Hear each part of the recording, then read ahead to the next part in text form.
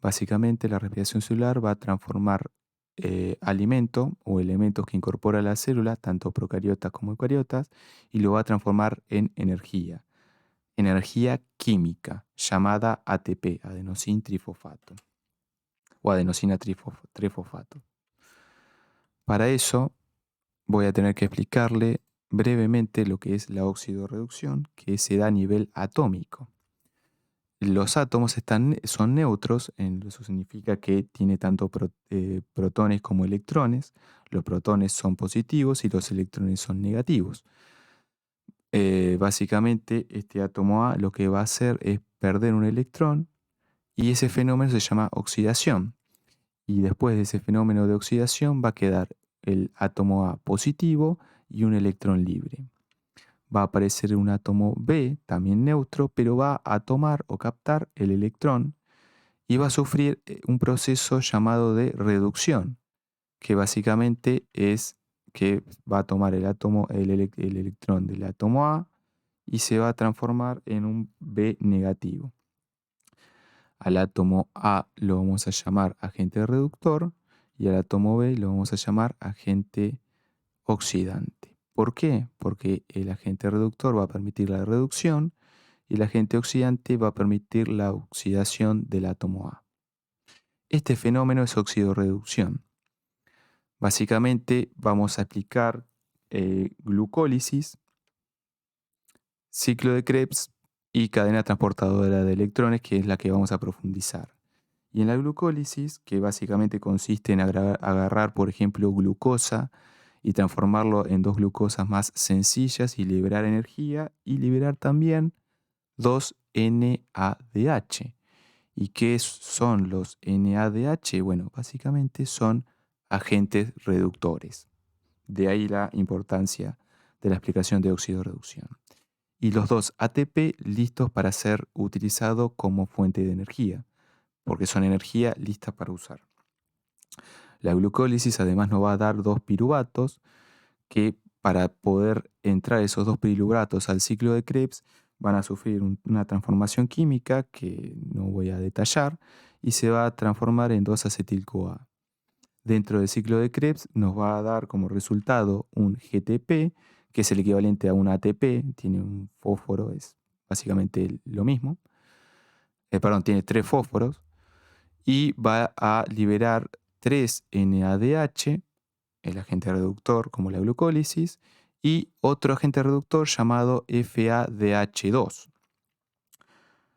Luego, ¿qué hacemos? Ya tenemos 2 ATP y un GTP, básicamente tenemos 3 unidades de energía. Pero, ¿qué hacemos con los agentes reductores? Justamente lo vamos a reducir a través de la cadena transportadora de electrones, que es el último paso. Al reducir toda esa cantidad de agentes reductores nos va a dar un total de 24 ATP. Un detalle a tener en cuenta es que la cadena transportadora de electrones requiere necesariamente de una membrana. En el caso de las células procariotas, que le voy a tomar como ejemplo, es la membrana celular, y en el caso de las células eucariotas es de la membrana mitocondria, dentro de la mitocondria las crestas mitocondriales. Vamos a agrandar la membrana celular, y el balance energético en total de todo este proceso de glucólisis, ciclo de Krebs y cadena transportadora de electrones es de 38 ATP en la respiración. La contraparte de la respiración es la fermentación, que solo nos va a dar 2 ATP. Ahora sí, vamos a agrandar la membrana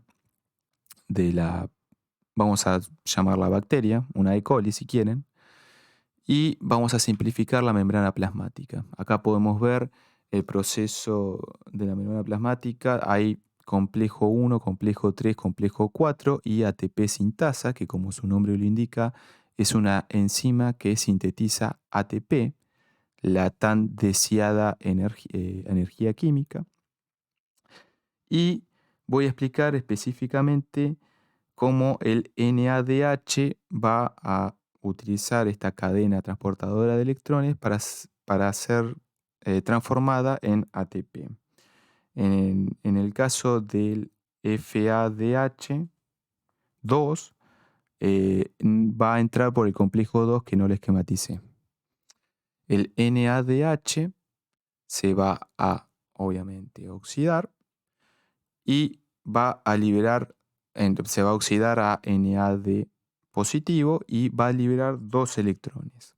Estos 2 electrones van a pasar al complejo 1, luego va a pasar al complejo 3, luego va a pasar al complejo 4 y luego va a incorporarse de vuelta a la célula por el complejo 4 y se le va a agregar media molécula de oxígeno más 2 hidrógeno y va a transformarse en agua. Vamos a recapitular y vemos que al pasar los 2 electrones de vuelta por el complejo 1 se va a abrir el complejo 1 y va a permitir el traslado de protones de hidrógeno. ¿Sí? 4 protones de hidrógeno.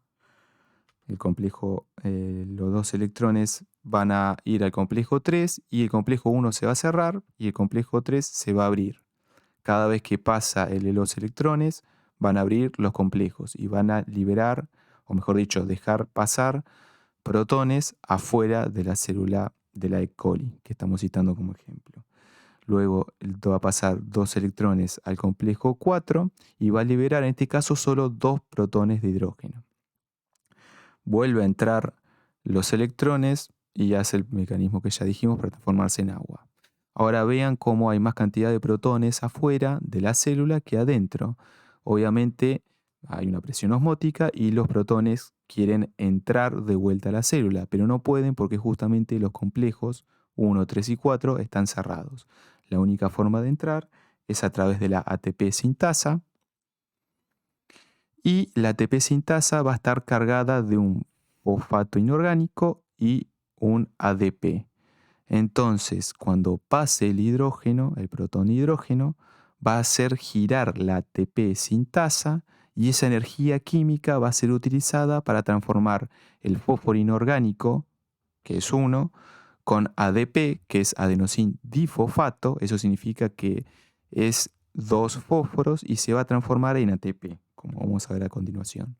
Pasa el protón, gira ATP sintasa y transforma el fósforo inorgánico y ADP en ATP. Pasa otro protón, el protón sigue de largo, utiliza el ATP sintasa, esa energía mecánica generada por el protón, y al tener en el citoplasma fósforo inorgánico y ADP, transforman esos dos en ATP. A modo de repaso, recuerden que la respiración celular consta de la glucólisis, que nos da 2 ATP, 2 NADH y 2 piruvatos. El ciclo de Krebs nos da un GTP, que es el equivalente a un ATP, 3 NADH y 2 FADH2, y la cadena transportadora de electrones, que como estamos viendo, nos da un total de 24 ATP. Recuerden que acá explicamos esta cadena que estamos viendo ahora en este momento es con un NADH, con un agente reductor. O sea que si tenemos en total 5 NADH y 2 FADH, tiene que hacer todo este proceso que acaban de ver ahora 5 veces. O mejor dicho, con cada agente reductor va a utilizar esta cadena transportadora de electrones para transformarse en ATP, que es energía que requiere la célula para su funcionamiento.